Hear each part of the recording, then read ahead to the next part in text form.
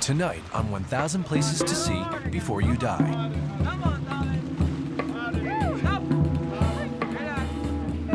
Outrigger is a great way for anyone to be able to feel that rush that surfers feel. Albin and Melanie touched down in America. Come on, Mel. It appears to me to be just a tropical paradise, and that's what I'm expecting to see. Reveling in their first visit to heavenly Hawaii. I've heard about Mount Kilauea my whole life. My whole life I've heard about this place, so I can't wait to see it. On the island of Oahu, we explore Honolulu, a buzzing metropolis and one of the world's great beachfronts. And it's just the greenest green. I love it. And discovered the Big Island, twice the size of the other islands combined, and the most primal landscape in the chain of the Hawaiian Islands. I can't believe we're watching this in Hawaii. All of this and more tonight on 1000 Places to See Before You Die. I don't know what we're gonna do there, but I have a feeling it involves being in the sun and relaxing, which I am completely looking forward to. You see only 936 full moons in your lifetime. You live through only 312 seasons. And you get only 88 weeks of paid vacation. What if you had the chance to see the world? Meet Albin and Melanie Yuli, newlyweds with a spirit of adventure, who leave their lives in Colorado behind to go on the journey of a lifetime. Inspired by the book, 1000 Places to See Before You Die, they lead us on a 5-month, all-expenses-paid odyssey around the world. Some people have said to us, how can you put your life on hold? And our response is, how could you not? 1000 Places to See Before You Die. Aloha, e Hello. mai. Aloha. Thank you so much. This is a nice welcome. You know, when we were lucky enough to be picked for this travel experience, and we heard all the exotic, incredible countries we're gonna be going to, Just off to Honolulu this evening? sadly, the one that I'm most excited about is going to Hawaii. You've seen so many pictures of it. Appears to me to be just a tropical paradise. It's hard for me to even get my head around the fact that there's a huge city, Honolulu, on an island.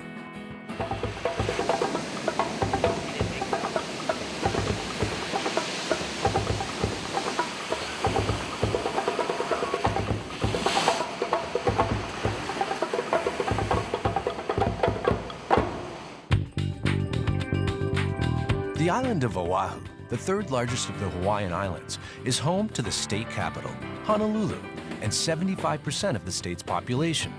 Oahu means gathering place, and from the early days, Hawaiian royalty chose unspoiled Waikiki Beach as their home base.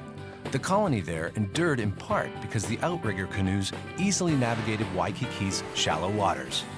To this day, it's a joyride hitting the waves of this beautiful beach. We're ready when you are. My name is Fritz.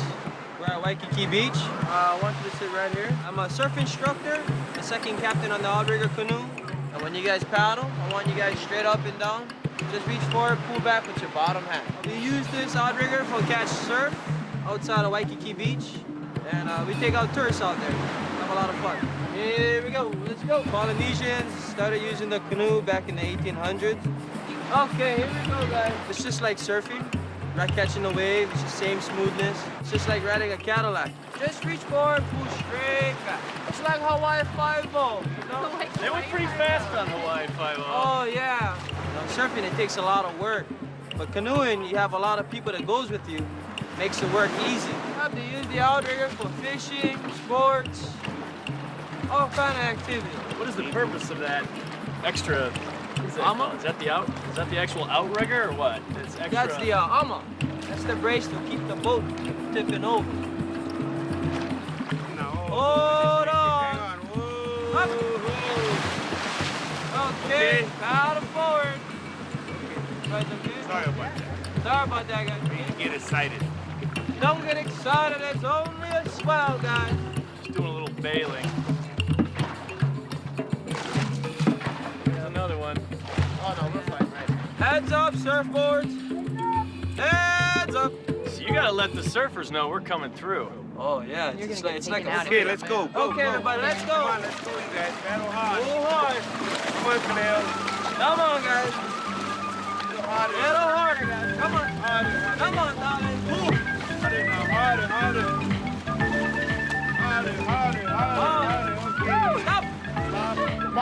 Outrigger is a great way for anyone, regardless of your skill level, to be able to feel that rush that surfers feel. I didn't realize that we were gonna be riding waves. This is why surfers like it so much, because you do a little bit of work and get out there, and then you just get to enjoy harnessing some of that power the ocean's got. It just takes you for a ride. All the way back to the shore.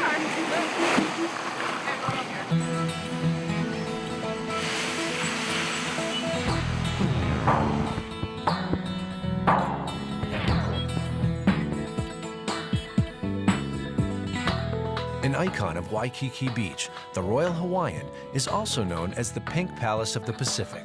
This beloved hotel is set on the broadest stretch of beach in Waikiki and satisfies even the most discerning guests. My name is John Gersundi. I'm the general manager of the Royal Hawaiian Hotel. The Royal Hawaiian Hotel is located in the heart of Waikiki. The Royal Hawaiian was constructed and finished in 1927. And it was the first truly luxury hotel of its time. As the history goes, the Royal Hawaiian Hotel was modeled after the Rita Valentino movies in the era of the Moorish Mediterranean architecture. And it was pink back then, and the pink color has remained ever since. The world-famous Mai Tai bar, boy, it has a history in and of itself. Many of the guests that may not choose or can afford to stay at this hotel will certainly come and visit the Mai Tai bar for the world-famous Mai Tais. Very popular place. I don't think your visit to Oahu is complete without a visit to the Mai Tai bar. It's hard to have a bad day in Hawaii, even when it does rain, and it rains very seldom. The Royal Hawaiian has a bird's eye view of the Diamond Head crater, tempting Melanie and Albin to get a closer look. We decided to ride mopeds on our way to the Diamond Head crater. It's just a great way to experience the open air and the sights that Hawaii's got. Come on, Mel. Don't worry about it. Just worry about your driving. Some people might need to leave further in advance because they go really slow. Some people just like to enjoy themselves and enjoy the ride. Come on! Come on, Mel, keep up. Mel. I almost hit a ped. A ped? Is that what you guys call Yeah. You crazy bikers? I got there. You I saw the did. same crater that you saw. Diamond Head, the world's most famous volcanic crater and easily Hawaii's most recognized landmark, provides a dramatic backdrop to Waikiki Beach. The ancient Hawaiians called it Leahi, or brow of the tuna, because the crater's silhouette looks like a great big fish. Most visitors would agree this hike is a great way to spend the day. The hike is pleasant. You're going straight up. You're going 500 meters up. A few switchbacks at the beginning, and then the rest is just stairs. I just That's can't it. believe how much ocean you can see from up here. That's great. Wow. The hike up this mountain just got worth it. This is Hey, folks made it. amazing. It's phenomenal. And this is the payoff. This is the $1 million view that everybody comes up here for. During the ancient Hawaiian times, there was a heiau, or Hawaiian temple up here, that had a constant navigational fire, so that canoes coming from the neighbor islands or even going around Oahu were able to get their orientation. They could see this. That's right. I was not expecting to see the vastness of the ocean. I mean, you could see what you think maybe is where the ocean ends into the horizon, and it's an amazing view. I don't think I've ever been able to so visibly see the curvature of the earth. I feel like know, you isn't just that see so wild? much. This is just about the prettiest view, I'm sure, on the island, right? Well, that's why people make the hike today. Yeah. Yeah, This is, like I that's said, why you walk the it steps. just got worth it.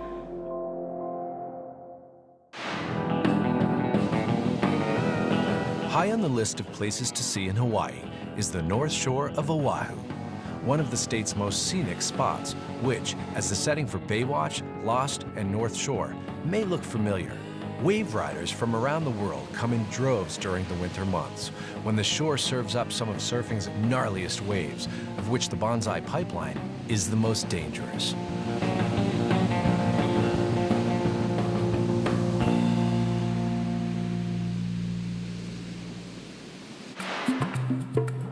On the eastern shore of Oahu is Kailua, one of the world's best beaches. If you like swimming, kayaking, and surfing, don't miss Kailua Bay. Melanie and Albin hang out with the locals by learning how to hang loose. Hey guys, welcome to Kailua Bay. My name's Aaron Sale from Vancouver, Washington, kind of along the Columbia River there. Like I said, when you're out there, you want to find a nice, long, steady paddle.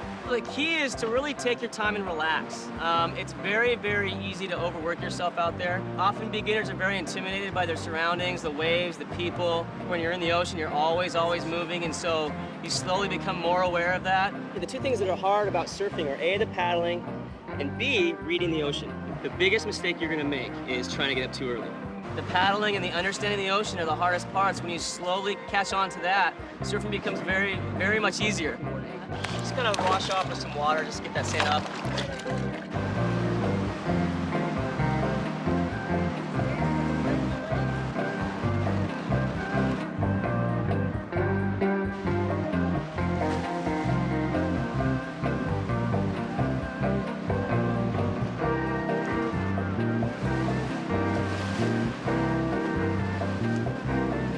Surfing in general is like, it's a lot harder than it looks. I mean, it looks like you just like put down this board and you jump on and you just stand there and it's so easy. It's really difficult.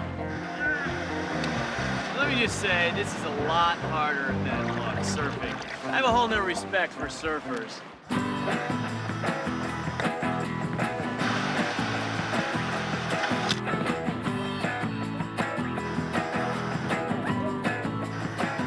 It's just scary, like pushing yourself up at like a 45-degree angle or whatever. Like I can kind of master that, but actually standing up, that takes courage.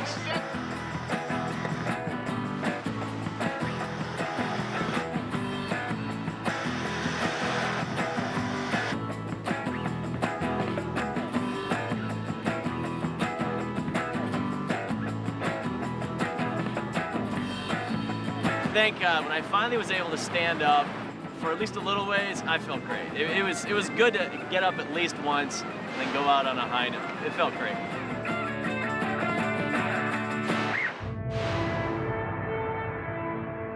Being a traveler means immersing yourself in local culture and learning a little history. Visitors flock to the south coast of Oahu to pay homage to the lives lost at Pearl Harbor, the base for the American Pacific Fleet during World War II. Well, on the morning of December 7th, 6 Japanese aircraft carriers came within 230 miles north of this island of Oahu and launched in 2 waves 350 aircraft. Their target was the island of Oahu, all its airfields, and the naval facility at Pearl Harbor. The final cost of American lives and civilians was nearly $2,400. Nearly half of those who perished were aboard the USS Arizona. The ship remains at rest in the bay where it sank in 1941.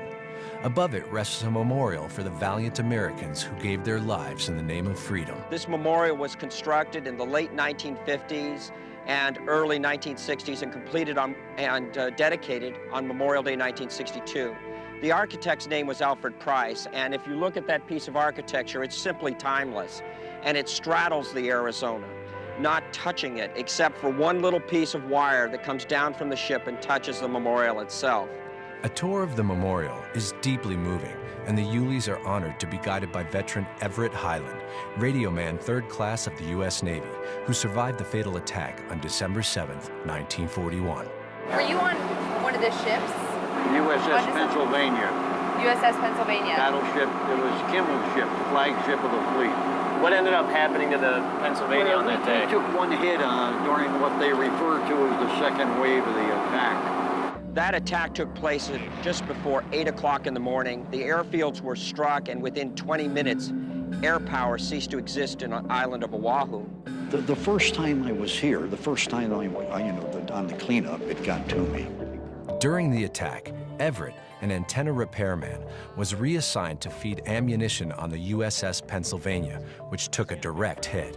When the explosion went off, I had my right ankle ripped open. I had a chip of bone out of the right shin. I had been shot through the right thigh. My right hand was ripped open. I had 5 pieces of shrapnel in the left leg. I had piece blown out of my left thigh. I lost part of my left elbow, part of the left bicep. And you're still feeding ammo to the big guns. The Navy listed these as superficial wounds. How long were you in recovery? 9 months. For the next 9 months, he was declared missing in action, but his brother George never gave up hope.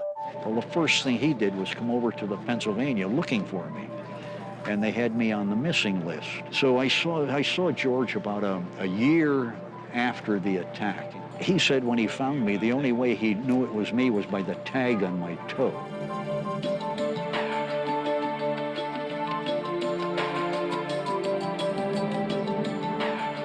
Everett has been one of those individuals that shouldn't have lived because he was so badly wounded. Everett remarried. He married a woman from Japan and actually met her here in Hawaii. Turns out later that she was, as a young girl, a war worker that helped sew the balloons together that they would put bombs on and let them drift across the Pacific to the United States to try to start fires in our forests.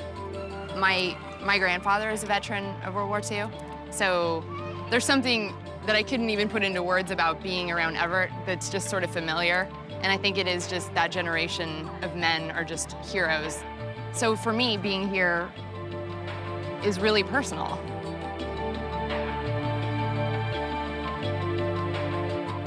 It was an experience I could have never gotten from a book or a movie. To stand there with Everett in the memorial is I think, a once-in-a-lifetime experience.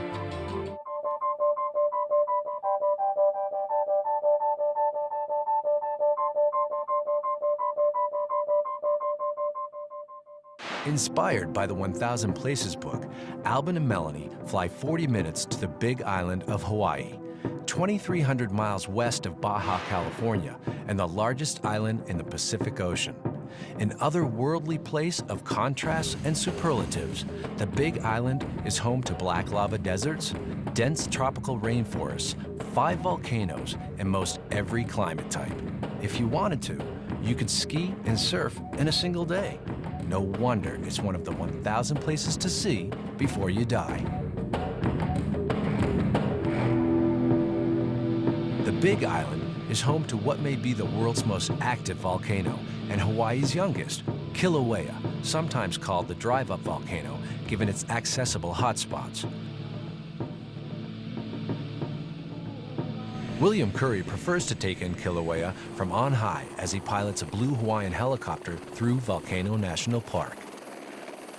For anyone, I would say, do not come to the Big Island and not do the helicopter tour. Over and over and over, we had people tell us it was the highlight of their experience. Welcome to the Big Island. This island is made up of 5 volcanoes.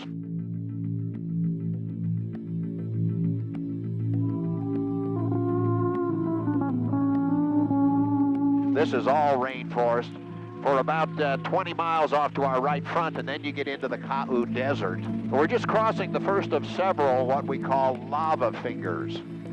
These kipukas, like you see on our right, were left behind by lava flows because they're high ground. They develop their own mini ecosystems as time goes by. If we went about 14 miles from here, straight line, we would be at the Kilauea volcano. That's the one that is currently producing lava. Comes underground in what we call lava tubes. Evidence of that, right here on the left front, is the Pu'u'o'o vent. It's a reservoir for magma, molten rock below the surface. The plume of gas coming out of there is primarily sulfur dioxide. You'll see sections of the roof or ceiling of lava tubes that have collapsed over the years. They had a couple killed out here years ago. They went through the ceiling of a lava tube, just something like this. There was no lava or magma in there, but they were asphyxiated by the collective gases. From the east road closure to the west road closure behind us is about 8 or 9 miles of nothing but lava. You'll see a cliff here in just a moment. That's the original shoreline. When lava comes into the ocean, it produces hydrogen chloride gas. It is poisonous. It's called VOG, V-O-G. It's like smog, but it's the origin that dictates the name. It's not automotive or industrial in origin, it's volcanic. Now you see the lava pouring over the cliff here. And when it does that, that's spectacular too. Everybody gave up and moved away except Jack Thompson. His house is in front of us there. He calls it the Red Roof Lava Club. He's lived here since 1972. He's watched all of his neighbors move away, one after the next. The Yulis now join Rob Pacheco, founder of Hawaii Forest and Trail, as he shares intimate knowledge of Kilauea, which in Hawaiian means spreading and spewing. That it certainly does. The last eruption began in 1983 and is gurgling still.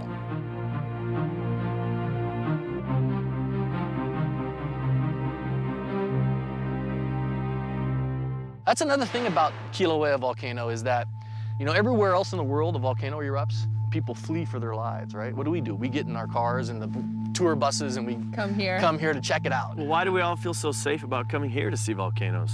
It's the nature of this volcano. This volcano is a shield volcano. It's a different lava, and we like to say it's a gentle volcano, but it has a very violent past too. But for the most part, hey, this place gets close to 1 million visitors a year. Wow. God. That's a lot. So Rob, tell us about where we are right now. This is the most surreal place. It's bizarre. Well, if you look over at this ridge over here, it lets you know that we're actually in the caldera. We're in the top of the mountain of Kilauea volcano, which is, by some estimates, the most active volcano on the planet. What's a caldera? A caldera is a crater that's over 1 mile in diameter typically, and generally at the top of a mountain. Underneath us are rocks that are still hot. They're not molten, but they're still hot. They've retained a lot of heat. There's a lot of rain here. We get, you know, well over 100 inches of rain a year. The Kilauea caldera has a diameter of almost 3 miles. Eruptions at Kilauea occur primarily from the caldera and also at the east and southwest rift zones, which extend a long 7 miles down to the ocean. That hole in the ground was actually a lava lake. If we were standing right here, you know, in 1922, we would be looking at a lake of lava bubbling and gurgling, okay? And it was active up here, you know, for 150 years. And then it drained away in April of 1924. The reason why we don't see any vegetation growing out on here is because it is very tough conditions for plants to grow on because there's so much gas coming out of here and it's very acidic. This is very tough terrain. This has a very end of the world look to it, like nuclear holocaust. You're on the wrong end of the spectrum. The beginning this is the beginning of right. land. This is like, you know, some of the newest land on Earth that you can walk on. And the current eruption's been going on since 1983. It's destroyed just a little under 200 homes. It's added about 500 acres of new land to the island. Check it out. I think if NASA ever needs a place to train for landing on Mars, This is it. They did that. They practiced the Mars rover here, the Apollo mission. The Apollo mission. Are you serious? Practiced out here, yeah, I'm totally serious. Oh my God. A lot of people say this looks like the moon, but it actually looks a lot more like Mars. There's so many different things in Hawaii. I know. I can't believe we're in Hawaii. I wanted to see lava rock, maybe some molten lava if possible. I didn't expect to see all this. Yeah, it's amazing. Easy to forget that the Earth is alive. It's crazy to be walking around on what you know to be a volcano. By the way, another great reminder what a guide can bring to your experience in any traveling. Rob was a walking reference on what this means and how it developed and what we're really looking at. He brought so much to our experience. Ah, nice smell, huh? You like that? Sulfur. Lovely sulfur in the morning. Yeah. Just It's a incredible. lot of fun. It's a living classroom. It is. This is a totally different world from where we just were. But lava right underneath us. This lava is about 300, 500 years old. And look at this forest. I can't believe 2 miles away is that wasteland we just left, a crater. Let's put our headlights on. And where are we going? This is a lava tube. Wow. This is what you come here for, cliff jumping. Oh my gosh. Oh my. So should we put these on? Yeah, let's put our headlights on. And, Where are we going? I mean, what exactly is this? This is Nahuku, so this is a lava tube. Wow. Oh, wow, this is cool. Really, really neat. This island has hundreds of miles of lava tube passage.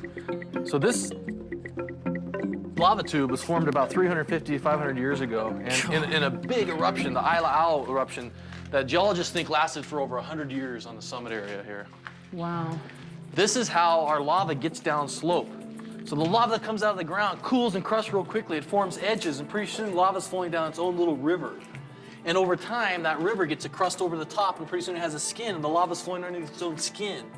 And then as we go along, the floor and the heat wear away the floor, and you can see these ridges here. Yeah. So it just keeps sinking and gets bigger and bigger and bigger over time as it's used. So right now, lava is entering a lava tube right next to Putwaltwa Vent and going 6 miles down slope into these 2 different tubes and entering the ocean, and almost losing no temperature loss from the time it comes out of the ground to it ends the tube that it gets to the ocean. And this is like rainforest. Right out into a rainforest. And what a great reminder that this whole island is solid lava. Even though you're in this lush, these nice trees and everything, it's just a great reminder. Good point. Back When you're thinking out there and you're saying end of the world and desolation, this is what it turns into. The Big Island is best known for beaches, but it has equally beautiful otherworldly terrain. In the town of Waimea, nestled between the volcanoes of Mauna Loa and Mauna Kea, you'll come upon the rolling hills of Parker Ranch. The best way to traverse this 150,000-acre playground is by ATV.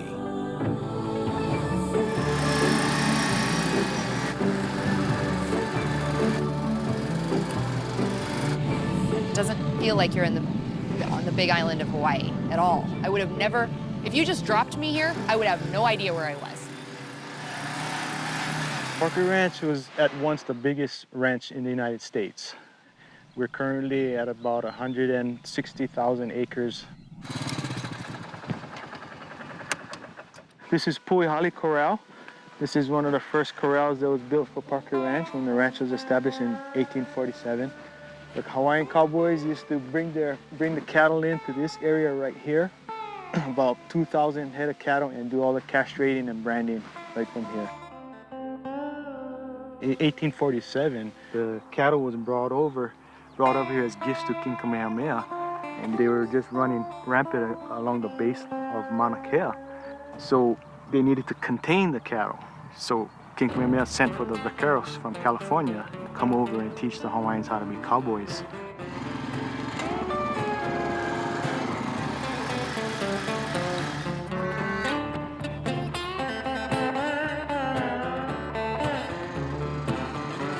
Not only is this just a break from the beaches, it's a lot of fun riding ATVs all around the open prairie. Okay, this is some of Parker Ranch's cattle right here. Parker Ranch right now currently has about 33,000 head of cattle. And this is just one section here. One cowboy takes care of all this cattle here. How many cattle are we seeing right here? How many cows? Oh, probably about 300 head, 400 head of cattle right here.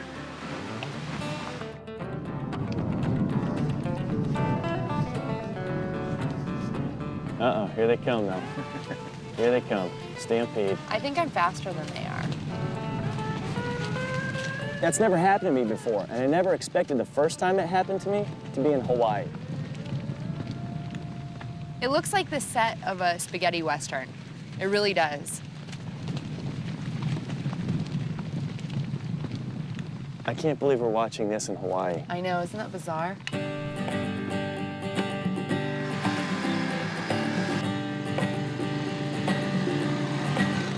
Being up here, it feels like you're in the Old West. It doesn't feel like you're in the Big Island of Hawaii at all.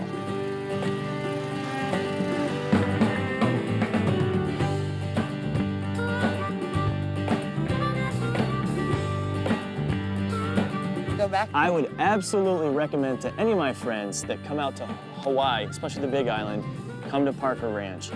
It's something that definitely everybody should try. And I love the fact that 30 minutes from now, we'll be back on the beach in the water.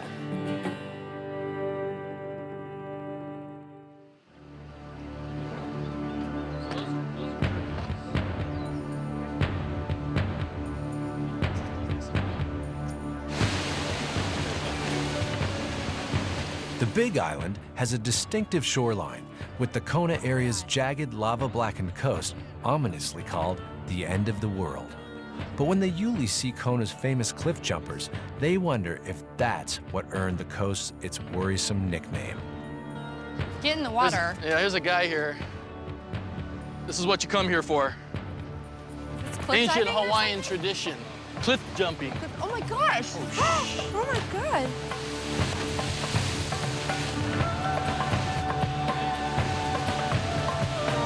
Check them out. They're going to climb right up the rocks. Jeez. Did that other Look guy where the get up? water's going. We got a big puka right in here. It's like a cave. Cave? Right. So when it's calmer, guys let themselves get sucked in. There's a little shelf in there you can sit. How far is this jump? We're right here. You're about 35 feet up. And you can get, you can jump from down here low if you want. I don't think I would be willing to do this. Would you? I don't know. Good job. Took you a while to get out, though, didn't it? So was it scary? No, it's a rush. Especially down there. I mean, but the scary part is getting back out right now. The jump is the scary part right now. Right. So getting back in and not getting smashed into the rocks is really the scary part. Are you actually thinking about doing this? I was. I think he is. I know that I'm not going to do it. But Albin is considering it, and my preference would be that he didn't. You want to jump in and you want to swim out right away, or do you want to wait for a swell that's going to take you out? Or you want to wait for the swell to come in, and it's breaking underneath you. You want to jump. That way you're on the peak of the wave and the water's high as it's going to be. And then you land, and usually the swell will draw you out and take you out. The draw stops and sterilizes. You want to try to catch a small one in, and then get to the cliff face and just grab on. Usually the next one will push you right up. You'll be right up on that shelf down there. It's like a little bench. Well, I'll get ready. I'm not actually okay with the safety level here. When the swells come in, I guess my fear is just that I know he's a really strong swimmer, but that the waves will be more powerful than he is and that he might hit the rocks. Dude, you're talking about freeboard. Jump in, Dan. You guys are rolling?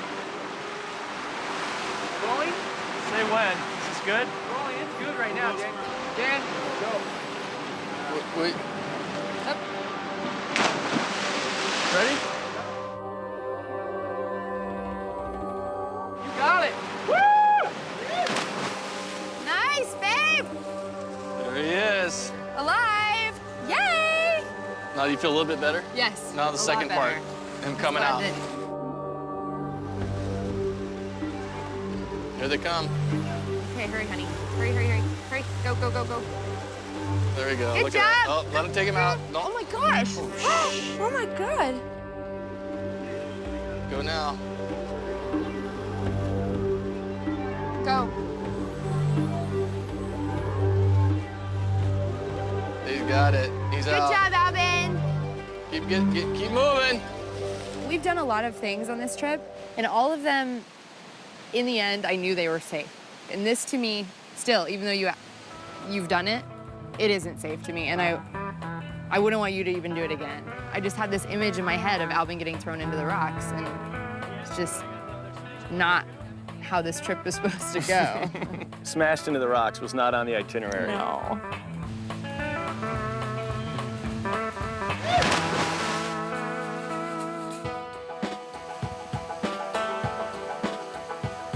Casting a fish line in Kona's waters can land you a 1,000-pound Pacific blue marlin. But if you'd rather swim with a fish than catch them, the snorkeling here is first-rate. Footsteps from the water, Kona Village Resort, a tiki-lit clutch of thatched cottages, is a dreamy getaway inspired by the culture of the Hawaiians, Fijians, and Samoans, the people of Polynesia.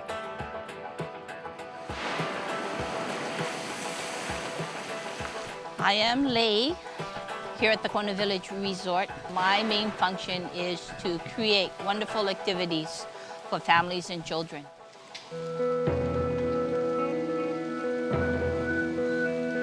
When the guests arrive, seeing its presentation gets gets them all excited, like, wow, are we really at a resort? Already just the looks of it makes you curious. It anticipates adventure.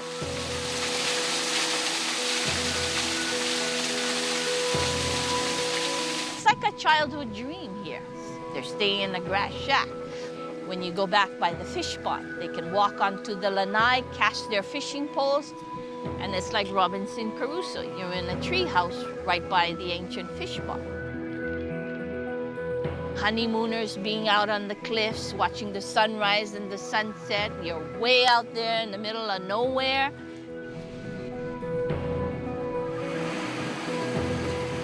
You know, we're miles away from a lot of commercialism. They have this whole bay that's at their disposal. Snorkeling is extreme here. It's Adventureland.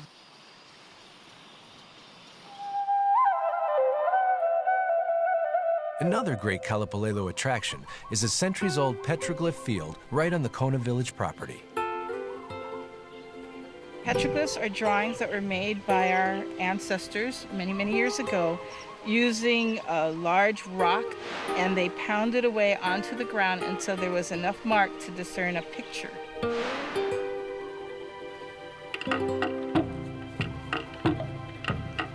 The petroglyph field was drawn on lava that's estimated to be about 3,000 years old. The one drawing that we see the most are the canoe sails. And we have so far counted about 70 of them. And they range in size from a foot to 7 feet long.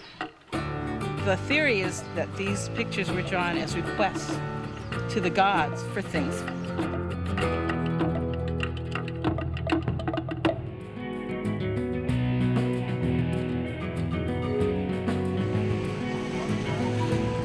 My name is Jamie, and we're at Kona Village Resort in Kahubai Bay. Hey guys, how you doing? Good, Jamie. How are you? I'm doing good. So we're gonna go ahead and explore Kahubai Bay at Kona Village. Today at the bay, we're doing an activity called scooter snorkel. Basically, we have dive propulsion vehicles that we take snorkeling, and you can free dive and just blast through the water. Awesome. You got it, Mel? Yep.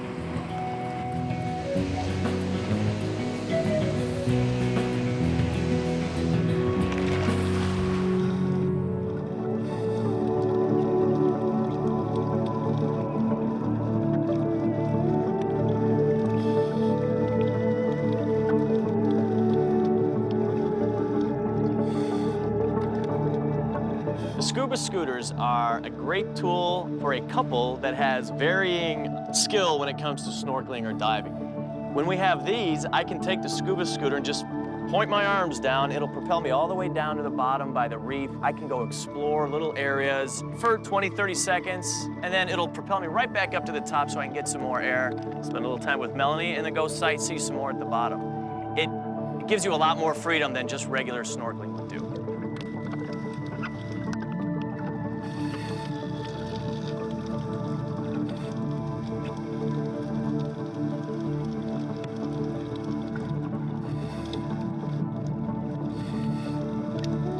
The snorkeling with the scooters is great.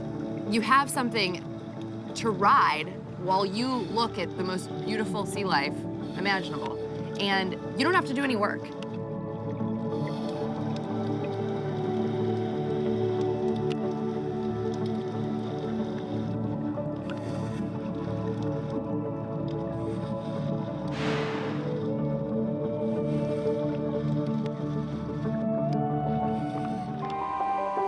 Stroll around the Kona Village beachfront, and you might find the Hawaiian green sea turtle, or honu, waddling around. The turtles were once on the brink of extinction, but are now thriving on the island's bays and protected shores.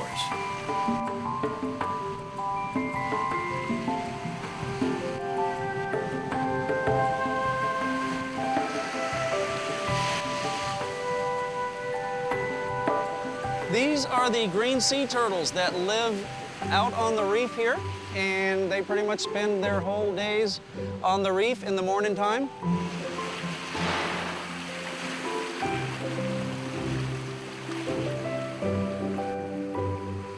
green sea turtle likes to come up onto the beach to warm itself up before it goes back out for the evening, because it is a cold-blooded reptile.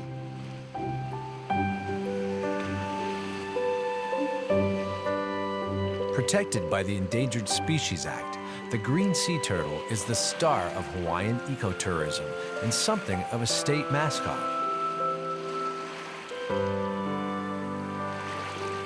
Very friendly because they're protected, so nobody touches them, and I think they know it.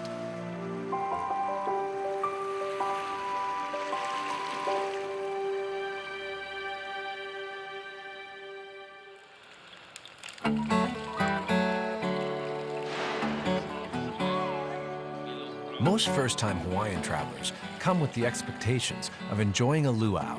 It's kind of a Hawaiian dinner theater, and Kona Village has the island's oldest and most authentic. A luau is a slang term. The proper name should be aha'aina. I'd like to welcome you all to our aha'aina. In this kind of cooking, it so tenderizes the meat that it is literally falling from the bone. It doesn't look like the original whole pig. That's why you never see it with an apple in its mouth.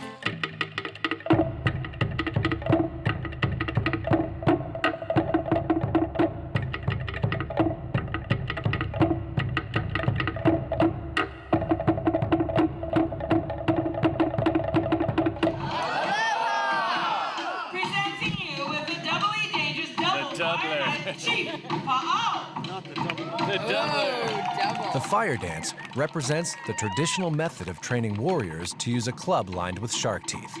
In the 1920s, the shark teeth were replaced with a modern steel blade.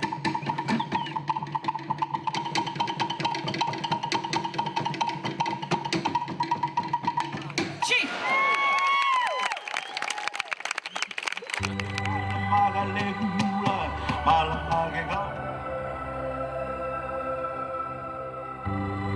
The biggest thing that I'm going to take away from my experience in Hawaii is that before we ever landed there, I expected coconut trees, sand, and tropical drinks with little umbrellas in them. But now that I'm leaving, I saw so many different sides of Hawaii that I really had never seen before. I mean, we were on a ranch, a big rolling, thousands of acres ranch with cattle and horses.